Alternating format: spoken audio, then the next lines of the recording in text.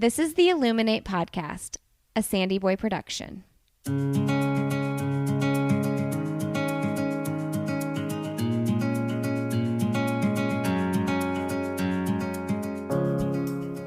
Each week on the Illuminate Podcast, the hosts will bring you insightful conversations and stories of people who are illuminating their own lives through their business, work, community, family, and world.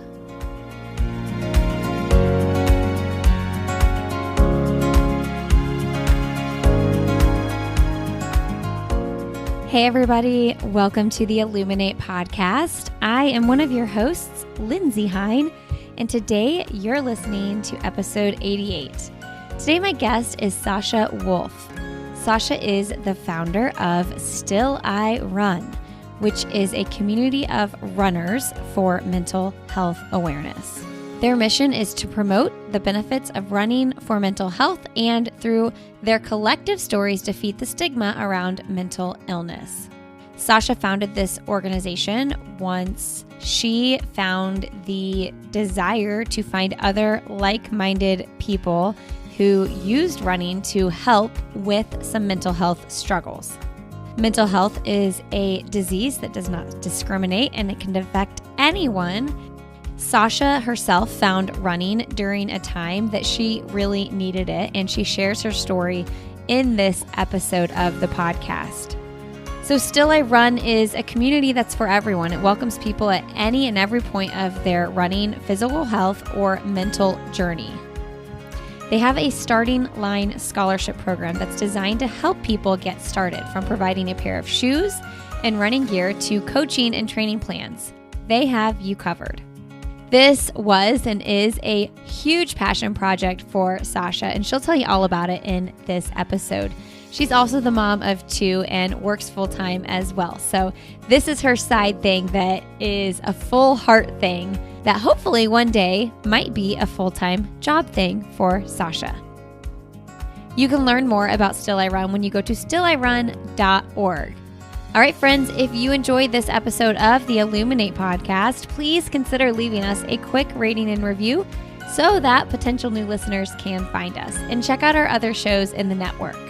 I'll Have Another with Lindsay Hine, Why Is Everyone Yelling with Lindsay Hine, the Up and Running Podcast, and the Urban Pharmacy Podcast.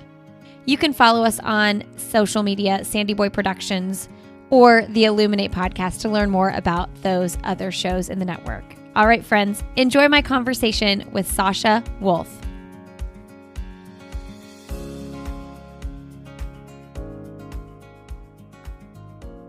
I'm so excited to have Sasha Wolff on the show. Welcome to the show, Sasha. Thanks for having me. Super excited.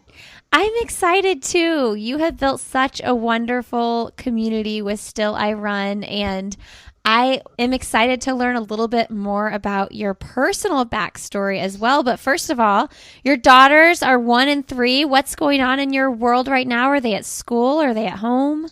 They are at daycare. We luckily have an in-home provider who lives down the street, and she's been open most of the time, which has been great because for them, I don't even think they realize there's a global pandemic going on. That's awesome. I'm thankful life is normal for them for the most part, except for, the week or two they sometimes have to spend at home because of daycare issues or whatever. Well, yeah, and they truly are young enough that things do feel normal. I mean, it's when they get a little bit older, obviously the bigger kids in school are in masks and different things have been canceled. But when they're 1 and 3, life kind of just rolls on. Yep. They don't care as long as Bluey, their favorite TV show, is on. Yeah, exactly. I mentioned the Still I Run community, but you also work full-time as well. So tell us what you do in your day job. Yes. So my day job is working for Herman Miller Furniture. And I am a global human resources communication specialist. So anything that goes on human resources wise with Herman Miller and any of the subsidiaries we own is all under my command. It's a lot of work. Yeah. Were you working from home before the pandemic, or are you just always? Nope, I am working from home now. It's been just over a year, probably a year like today. So it's been lovely to have the opportunity to work from home and stay safe, and also still have my kids in daycare at the same time for most of the time. So good. There's nothing better than working from home and kids not being home. Exactly. I am also pregnant right now too. Oh, congratulations. So thank you. So being pregnant and working from home is great because if you get sick, you don't have to tell anyone. Yes. Oh, that's true. And you don't have to worry about like what you're going to wear. Yep. Haven't had to do that, which is great.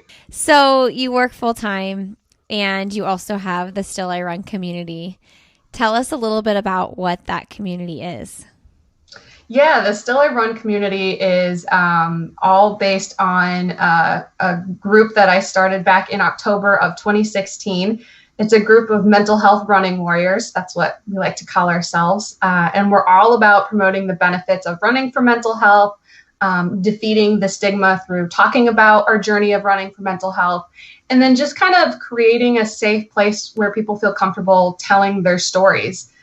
In the Still I Run community that we have on our private Facebook group, we've got people posting in there every day like, I really need encouragement to get outdoors today for my mental health. Like, can you give me a little word of wisdom or a quote or something? And so it's just a really positive and understanding, amazing community. And where did it come from? Yeah, it's really personal for me. So it will be a decade this year, but in 2011, I checked myself into a mental health hospital for depression and anxiety. And one of the things that I learned there, along with the importance of medication and therapy, is kind of just developing a healthy habit. And for me, that healthy habit turned out to be running. Not at first, it was more of a saunter through the neighborhood. Eventually it turned into running, and I started looking for other people that ran for mental health. I figured I can't be the only one in the world that does that. And I couldn't find anything. So finally gathered up enough courage in 2016. So there was a lapse of time there, and launched the group myself. And it's just been super overwhelmingly positive since then. I launched it without even the intent of it being national or it being a nonprofit. It kind of just developed into one, and we're an official 501c3. So it went from an idea to this huge, amazing nonprofit in, the course of, it'll be 5 years at the end of this year. You were just looking to create a community of other people who had experienced mental illness like you have to just connect with, and who are also using the tool of running to be one of the players in helping them feel better. Yeah, I figured, if I put out a Facebook page and a really bad website that I created by myself, that maybe I'll find a couple other people in the area I live in that also run for their mental health. And then, thanks to the powers of social media, it kind of started getting shared with other people, and now we have ambassadors all around the country, and the little running group that I started is now, more nationally known. I want it to be a national movement someday, but baby steps.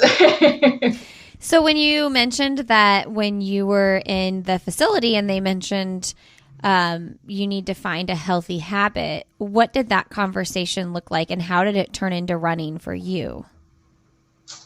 So when they said healthy habit, I was like, all right, obviously that's not going out to the bar. Obviously that's not getting into bad relationships. How about reading a book? That was their suggestion at first, like starting a book club and reading a lot. And I remembered when I was having that conversation that I kind of ran on and off before then.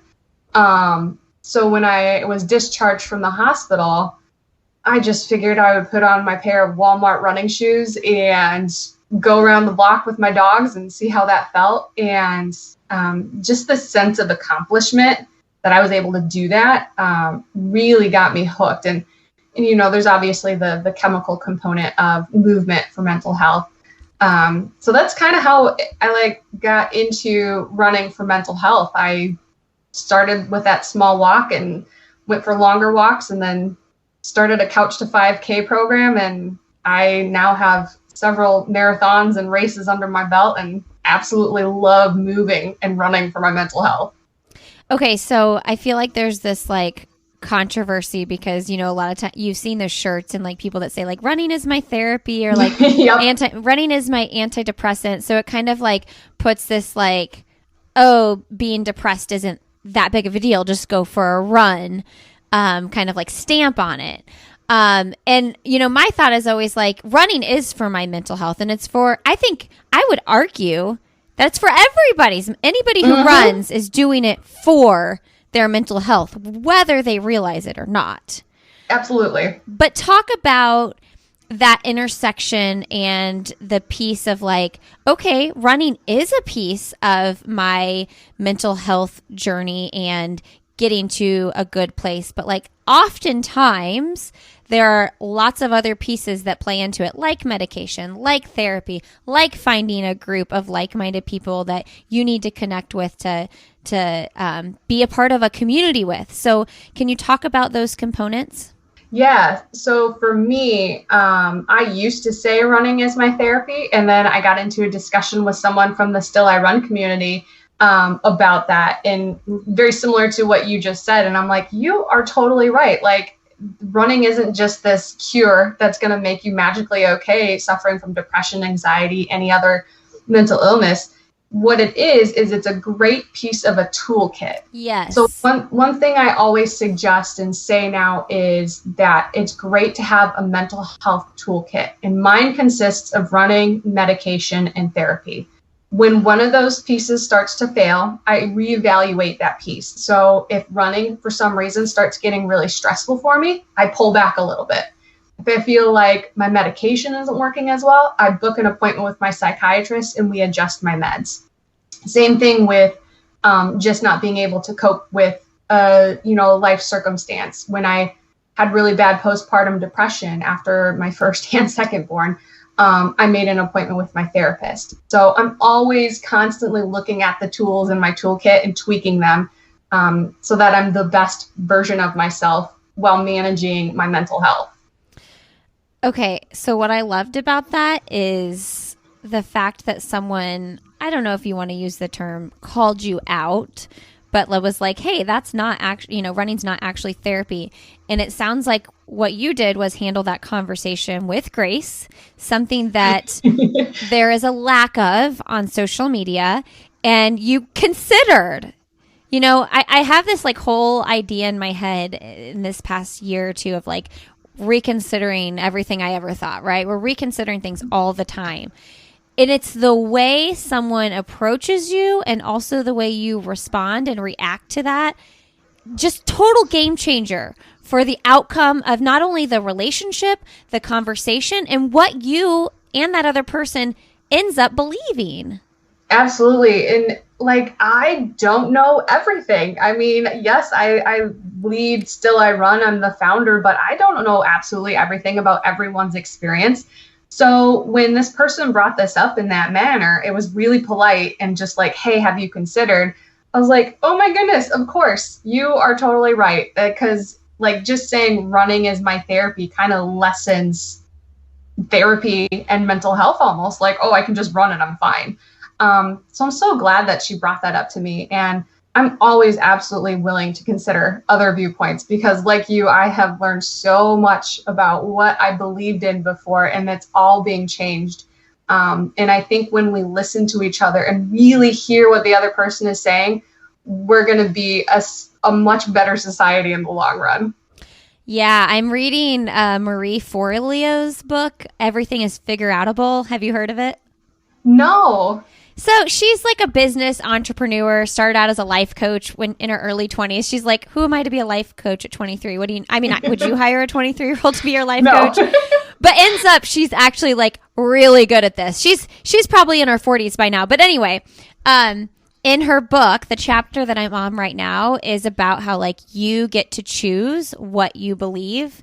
And like you're raised with this certain belief system and you can actually like change those beliefs. And I think it's so hard to move away from thoughts and ideas that you were raised to believe your entire life, So this whole concept of like you were saying this is running as therapy and like just altering that in your mind. It's just like one little simple switch.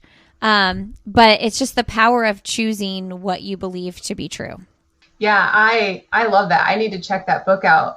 Because speaking of like things that you're brought up to believe, I was brought up in a very Christian, strict household, where the Bible says suicide is a very selfish act. And I grew up believing that, and that hurt me for the longest time. And now I know that is absolutely not true. It's a hard topic to talk about, but it is a very real issue within the mental health community. And it is not a selfish act. It is just something that you can struggle with. You can die by suicide because the depression gets to you. And that is something that's very real for me, having had depression since I was 18, officially diagnosed since 18. So my whole mindscape about that topic has changed completely. And that is something that I will preach against forever. Wow. That's so interesting to me. So do you still practice the Christian faith and just view the Bible with a different lens? Yes, absolutely. Yeah. I still practice the Christian faith, but I do so within the lens of how things are today, because the Bible was written, 2,000 years ago. Things have obviously changed since then. Yeah. We can get tattoos and guys can grow their beards. Like, oh, that's so interesting. Okay, I'll move on from this, but another book I read was All Things Reconsidered by Knox McCoy. He's one of the hosts of the Popcast, which is my favorite like go-to mindless podcast to listen to just hear about pop culture, and the hosts are really funny. And a lot of his book is like kind of like funny, whatever pop culture stuff, but there's a big section on his faith, and it talks a lot about not suicide particularly, but all kinds of other issues in the Bible that are super controversial. And much of what you just said is like, as I was reading the chapters, I was like, underline, underline, underline, because I feel the same way. I need to definitely read that book then. That sounds like it's right up my alley with how I grew up and how I believe today. I think a lot of us are feeling that way. I don't know if you listened to my episode with Ryan Hall, but we kind of talked about that a little bit at the end of the episode. And I had quite a few people reach out to me like, yes, I have experienced this in my adult life as well. Okay, so you mentioned postpartum depression with your first two. And so, it's a super common thing that I think a lot of times women don't even realize that that's what they're going through. I'm curious, pregnant with number 3, how are you like preparing for this, knowing it's a high probability that it could happen again? Yeah, the interesting thing is it was definitely worse with my second one. So I have it in my head, like the third one might be even worse than that. And that scares me so much. But I have a great husband who has been through it twice now with me, and I know how to talk to him about it. I know that I immediately need to talk to my psychiatrist to adjust my meds. And I also gave my therapist a heads up, letting her know that, the postpartum depression might rear its ugly head again. But I think mentally preparing myself, knowing that it could very well happen, has been huge for me. And it's such a hard thing to talk about, like postpartum depression, because it's supposed to be the happiest time of your life. You just created life. You brought new life into the world, and then you're feeling like you don't want to be around anymore. But I think just the mental preparation, and then knowing that I need to tweak a couple of the tools in my toolkit, is going to be super beneficial this time around. What do you say to a mom who you sense could be going through postpartum depression for the first time? I would tell her, and this is me personally, but I would tell her that it's definitely not uncommon, and that it is okay to feel this way, because our hormones are just going all sorts of crazy right now. And it is okay to get help. And if they needed help getting that, I would work with them to find something, because that's just how I am. I'm a helper. And then I'd also just sit with them too, because sometimes with postpartum depression, you just need to feel like there's another presence there. That's a good and tough question, though. I like it. One of the hardest things for me, postpartum and the anxiety struggles that I've had, I am always have my worst bouts in the middle of the night. Mm-hmm. Or like when I'm trying to go to sleep and it's like the house is quiet, my husband's dead asleep, and it's so lonely. Yeah, I have had many of those nights. And one thing that I did get in the habit of after my first child and before my second child is I wrote myself just these affirmations, like, you are a good mother, you can do this. And it's just a reminder that when my mind was clearer, like, this is the stuff that I believed in, and this is the stuff I need to remind myself of now.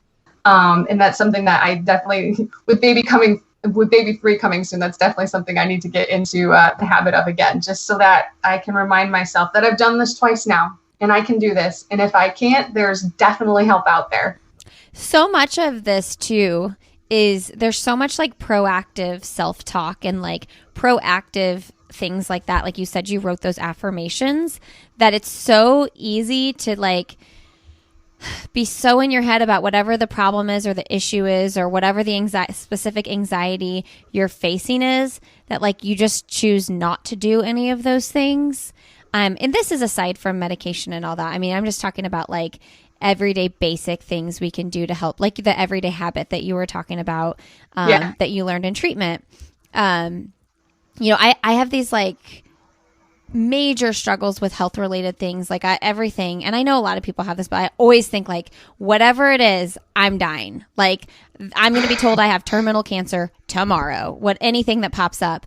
And I truly like get in my head so bad that I believe it, and it like affects my life so significantly.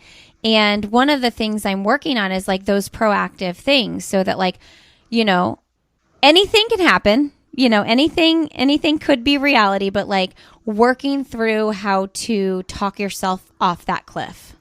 Yep. Yeah. And the other thing too is, and I think this is where therapy fits in nicely, is just having that rational brain. Someone with that rational thinking ask you more questions about it. Like, do you really think this is going to happen? Do you truly understand what needs to happen in order for your worst fear to come through? So that's where my therapist has really come in. She takes my irrational thoughts and she makes them more rational. And that is part of like the cognitive behavioral therapy that I've been working through for years.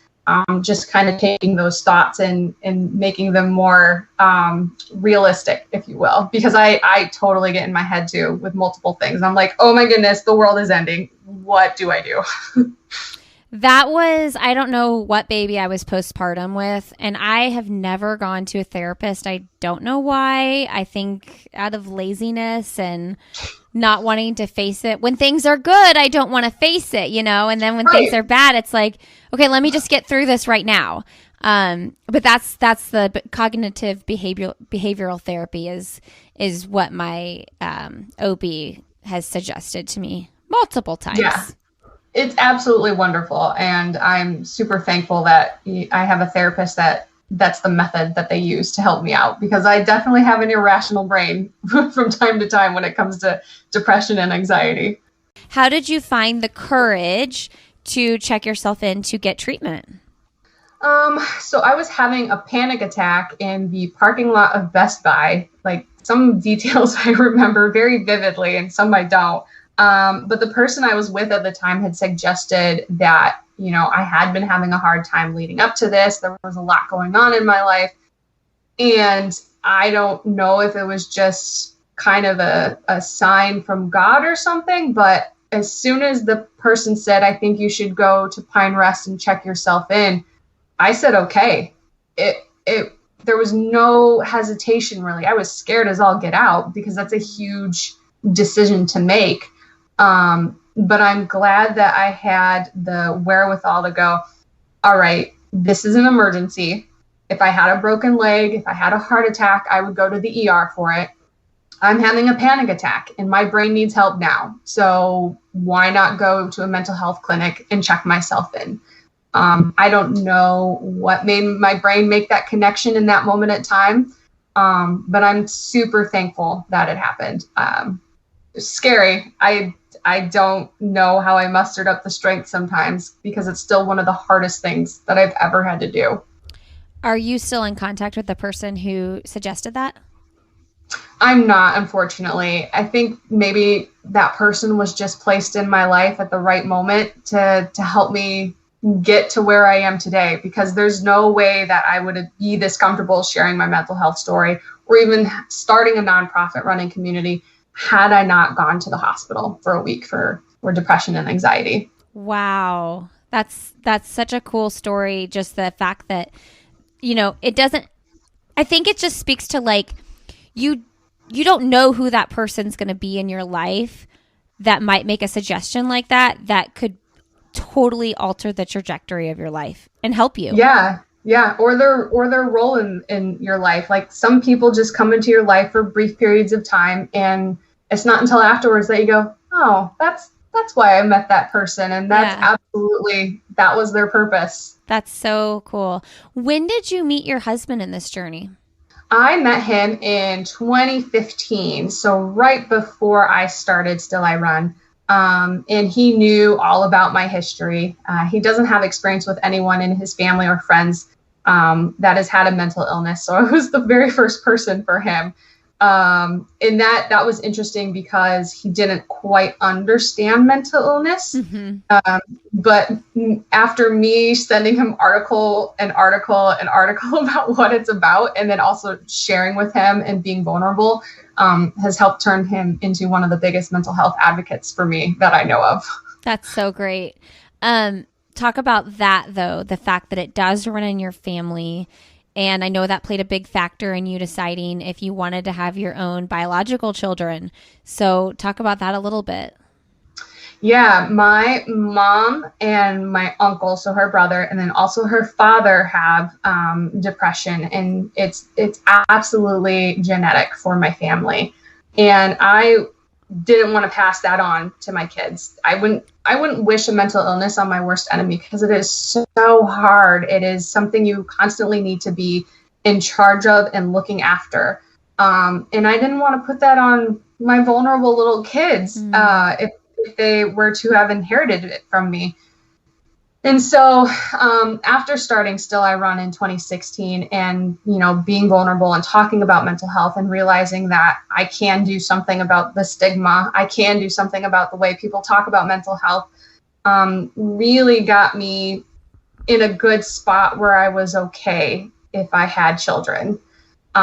Because if they do have a mental illness, crossing my fingers they don't, but if they do, hopefully by the time they're old enough, the world will be a little less stigma filled. Mm-hmm. And or hopefully I will have given them the tools to be comfortable to talk about mental health at an early age, because I didn't talk about it until my 20s. That's a long time. So if I can equip them now to be able to talk about depression and anxiety just the same as if you were to talk about diabetes or heart disease, that would be wonderful. It's like we grew up in a culture that just wasn't a thing. Like it was a thing, but it wasn't a thing that was talked about.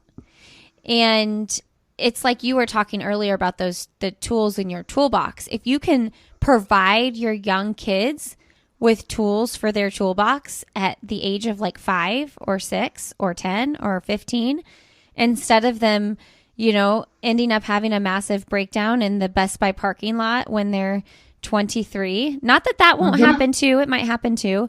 But we have so many resources now. And so I think that that's part of this conversation that's so important, is educating parents of young kids that we can provide them with tools for that toolbox, just like we would if they had diabetes or a heart condition.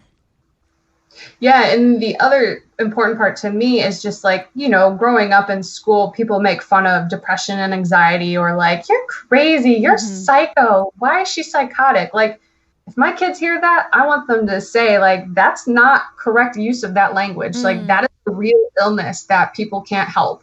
And hopefully, raise the next generation of advocates so that the generation beyond them is stigma free. Okay, I have to tell this little side story about being a kid and mental health. When I was younger, I remember mentioning that I had OCD, obsessive compulsive disorder. And a kid saying to me, like, don't make fun of that. That's a real thing. Just like you're saying, like, you hope your kids have the tools to, be able to stand up and say that. And you know what that did though to me? It kind of made me feel like I don't really have an issue. There's nothing, like I've made this up in my head. And actually, until recently, I haven't really talked about it too much as an adult because, I don't know. I've kind of been like, my condition isn't so serious. Like there are people with much worse conditions. But I don't know what I was listening to. I was listening to another podcast where someone was talking about their obsessive compulsive behaviors.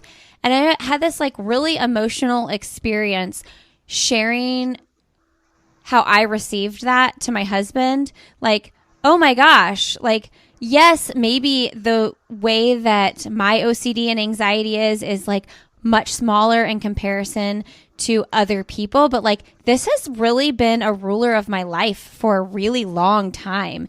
And I think finally in this past year or two, like owning that and accepting that being a part of my life has kind of helped me not come out on the other side, but just process things like, oh, that's why I feel like that. And I know that my brain does that, Yeah, and that's something that's super important too. Like depression, anxiety, OCD, they're all different in that, yes, it's real for that person, but there's varying degrees of it. Yes. So there's like major depressive disorder. I have what's called recurrent depressive disorder, which means sometimes it hits me really bad. Other times I'm high functioning. Right now, I'm completely high functioning, but that doesn't mean that I'm 100% okay and that my depression isn't bad enough, Yeah. So when you feel that might be coming on, do you go straight to the doctor and say, I think we need to tweak some things? Yes, absolutely. I have lots of warning signs for myself just because I know myself really well. And I will immediately put in a call to my psychiatrist and we'll look at medication at first. And then, if there's issues that I need to talk to where my irrational brain just needs some help processing things, then it's an immediate call to my therapist. But yes, I'm having had depression since I was 18 and I'll be 37. Can't remember, 37 this year. I'm very cognizant of how I work. I'm curious what your feelings are on alcohol, because you mentioned going out, maybe that's not helpful. And the healthy habit of running is helpful. I ask that because, I think as a culture and society in America, alcohol gets a free pass on a lot of things. Yeah, alcohol is definitely an addiction. And I know that I come from an addictive family. My grandfather was an alcoholic. And the interesting thing with alcoholism and mental health is if you are on medication, the alcohol is going to affect that and make your medication not work as well. It's also going to make your irrational brain act even more irrational. So I think that those two can definitely go hand in hand. And it is unfortunate that alcoholism gets a free pass in terms of mental health conversations sometimes. But I think that's why when you look at how the government has things put together, it's always mental health and addiction services. And that's where alcoholism would fall under. Yeah. Yeah, I just feel like I think it's being talked about more. But, even alcohol being a risk factor for cancer and all kinds of other diseases, it's it's almost like we're living in this world where we want to be like, la, la, la, la, I didn't hear that. I want my glass of wine at the end of the day. And, there's a whole movement around this. I know there's tons of books on this, naked mind movement. There's a book called Naked Mind by Annie Grace that is really good.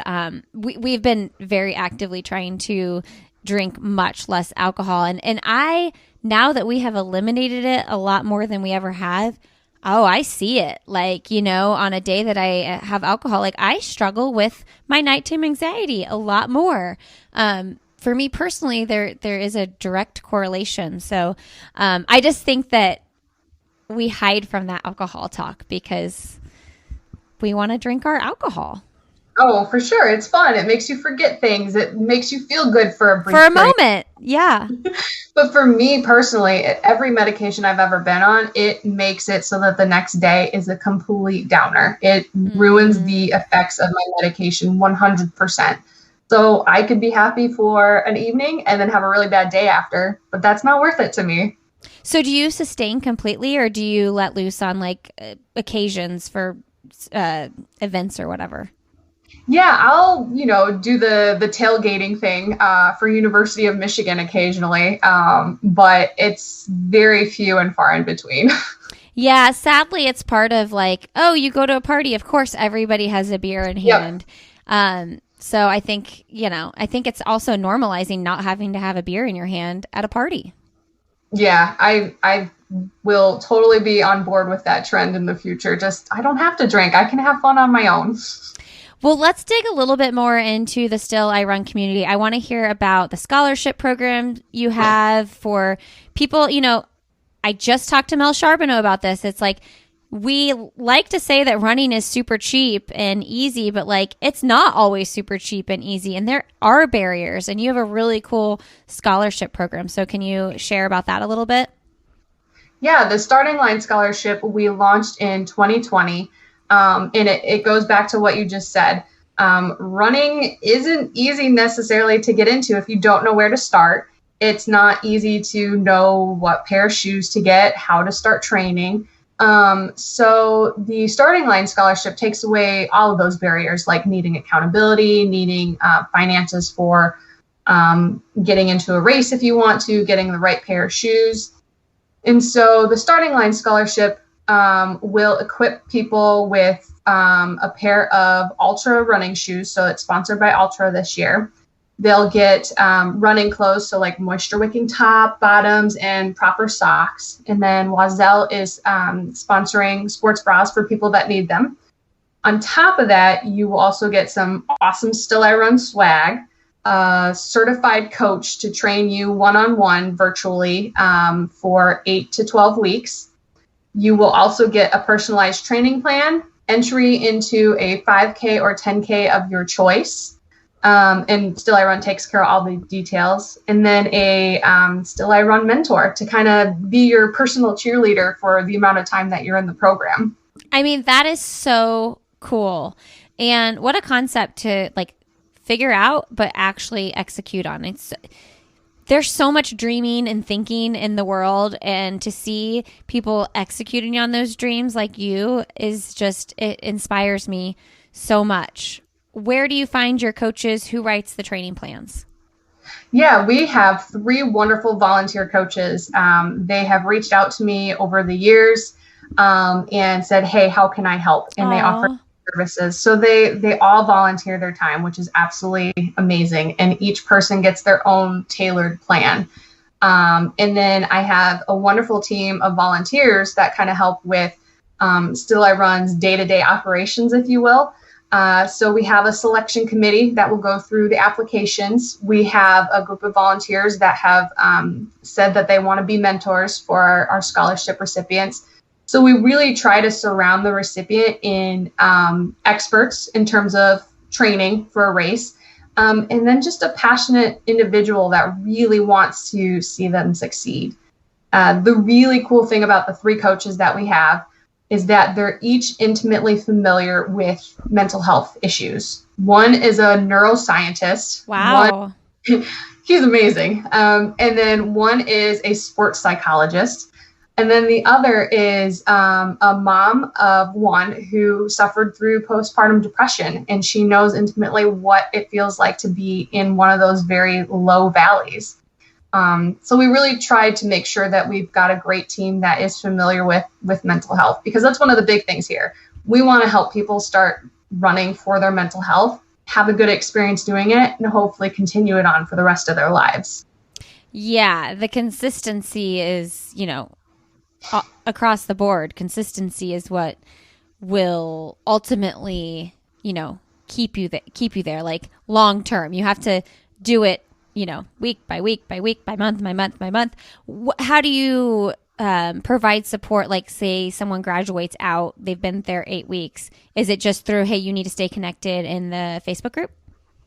It's a combination of the Facebook group, and then we also kind of make them a part of our family forever. So we email them all on a regular basis, just doing check-ins, seeing how they're doing. That's awesome. Because we never want to be like, hey, you graduated. See ya. We're very passionate about everyone that we help, and know them all on a very deeply personal level, which is great. It's one of the reasons why I really love Still I Run and all the volunteers that we have. Because absolutely everyone is involved with seeing everyone else succeed. I'm curious what your message is to someone who is part of this community and doesn't run for a week and wants to get back in it. Because, we all have moments where we're like, I'm not into this right now. Or like you said, there are times when you're like, I need to step back from running because it's not bringing me the joy that, it was originally planned to bring me. So what is your message to that person? We actually see those messages a lot in our Facebook group. And the very first thing we see is this person has a tremendous amount of guilt over it. Mm-hmm. And what I tell them immediately is give yourself some grace. What would you say to someone else who was in your shoes? Would you tell them, oh, buck up, get outside? No, you would tell them they're doing awesome. You would give them some grace. And the other thing I say is, even if you can't go out and run, if that's exhausting to you right now, do something healthy, whether it's meditation or yoga or reading a book. Do a little bit of self-care. You will hopefully and eventually get back to a good spot again where you're wanting to run every day, and where it's not a source of stress for you. But in the meantime, be kind to yourself. Yeah, I like that. Find a replacement healthy habit. Mm-hmm. And maybe that ends up being a replacement where you just alternate. Yeah. And the one big thing about Still I Run that I'm super passionate about is that, yes, we're a group of people that run for mental health, but if that's not your flavor of exercise, it could be Still I Yoga, Still I Triathlon, Still I Bike. It doesn't matter what you do as long as you get out there for your mental health.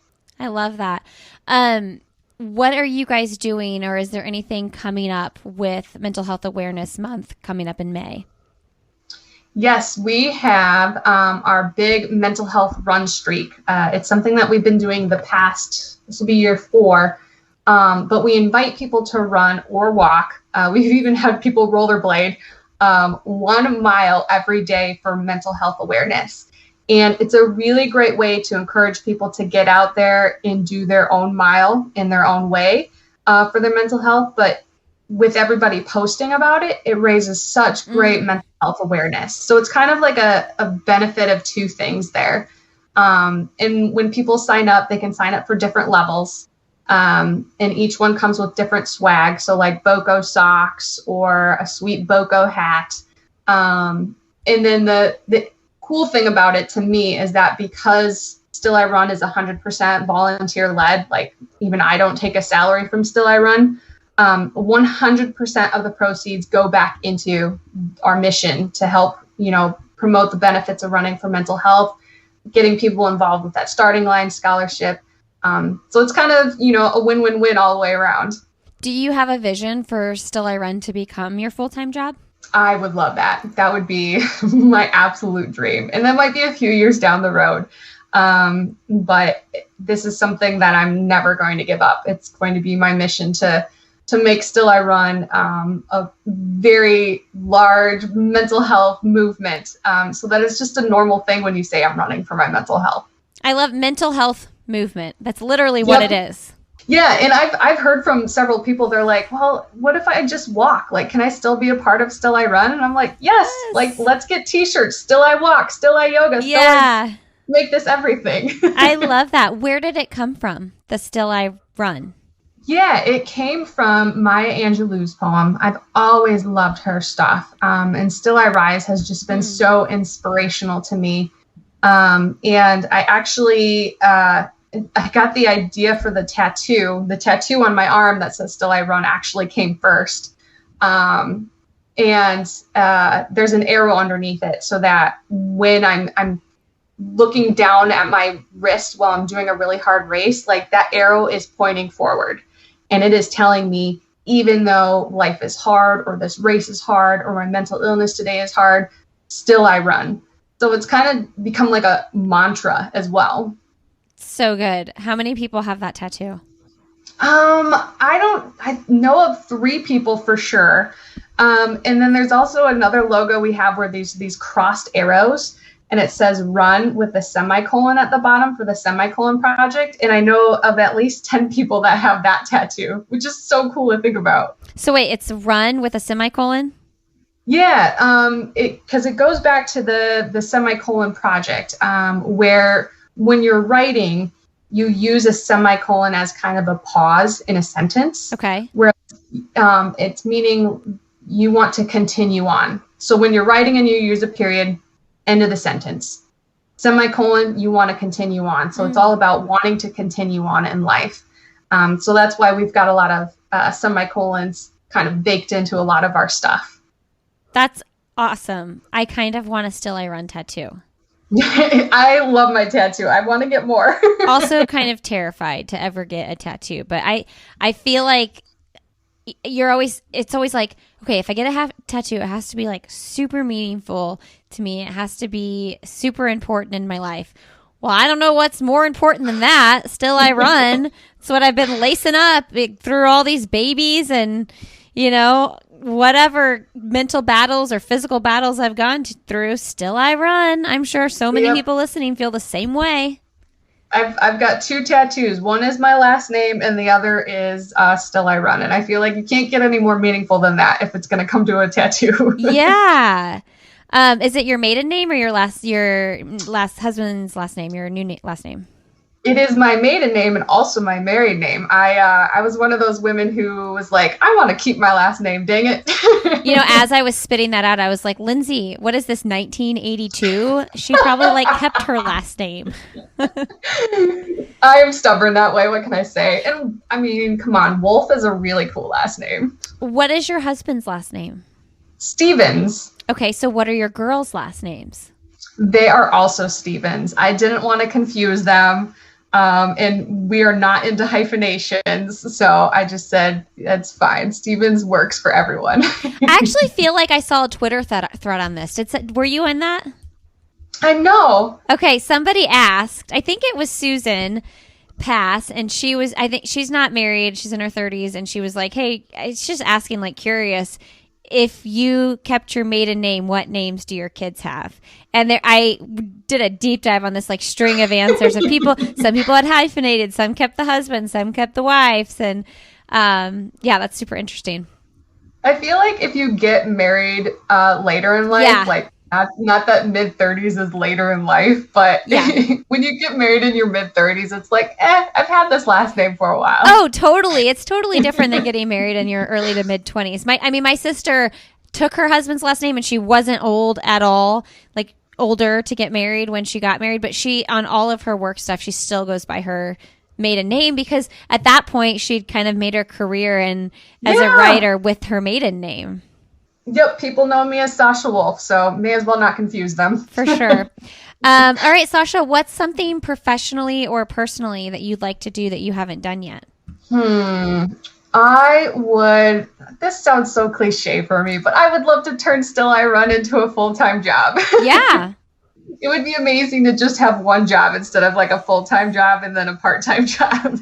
I am telling you what, you are the 3rd person in a week that I've talked to that are doing multiple ventures like this. And I'm like, man, it's a lot of work. It is a lot of work. It's a passion project. But you know what? Passion projects that's what the big things start out as. I mean, It's just the big things don't, unless you're a rich and famous person, the big things don't fall into your lap. Right. And I believe in this more than anything. So I'm going to keep with it. I love it. What is the best, most recent book you've read? I am currently reading Four Winds. It's a new Kristen Hanna book. Oh, is it good? Yeah, it's historical fiction about the Dust Bowl and how bad it was. I I had only read about it in, history books, very bare bones facts. But kind of reading it through the context of one family's experience, I'm like, how did people survive that? So it's really good. I love it. Very resilient story. Her books are always good. I'm addicted. I'm trying to think of a lighthearted, fun book to bring with me on our spring break trip this week. Do you have any good suggestions? I just read a Jenny Lawson book. She is hilarious. I can't remember the name of the book right now. It's her most recent one, but it's just stories about her growing up and her dealing with mental illness as well and how she gets through it. And she is such a vivid, hilarious storyteller that I'm like, I want to be best friends with you. I'm looking up her book. Is it called Let's Pretend This Never Happened? Yes, it is. It is so funny. And it's great because it's a bunch of little stories strung together. So if you don't read it for a couple of weeks for whatever reason, you're not going to go, oh, what just happened in the last chapter?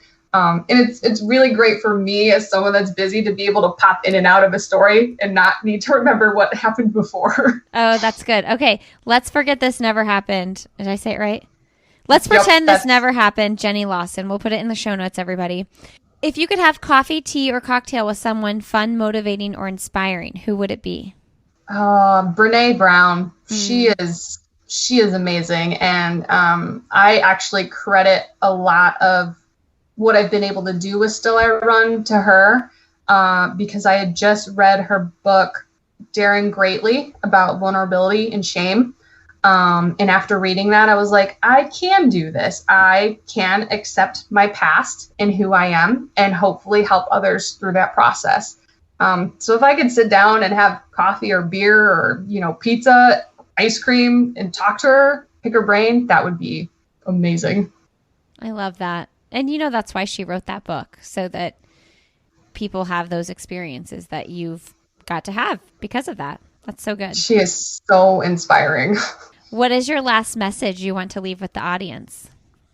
I will go back and say, give yourself some grace. That is something I'm not really good at giving myself a lot of the time. And I'm very good at giving it to others. And we are all, no matter where you're at in life right now, we are all going through something incredibly hard in terms of the pandemic, racial injustice, in, just the current political climate. And things are hard, but give yourself some grace, pat yourself on the back. You're doing fantastic.